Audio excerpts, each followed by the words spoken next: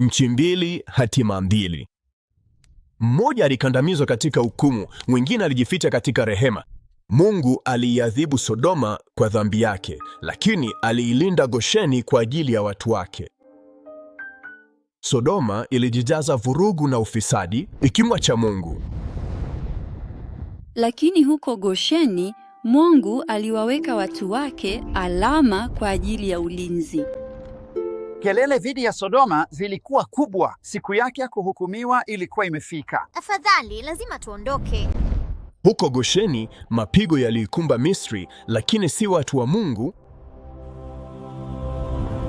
Kisha moto la kiberiti vilianguka. Sodoma ilimezwa na moto. Sodoma iligeuzwa majivu, onyo kwa vizazi vyote.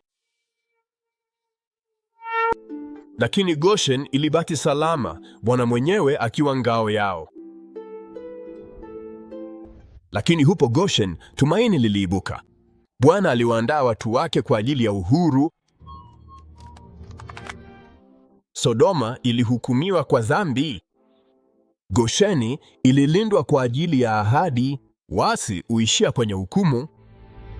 Utii ukaa chini ya rehema ya Mungu. Tembea katika nuru yake. Aka amani chini ya upendo wake usiokoma.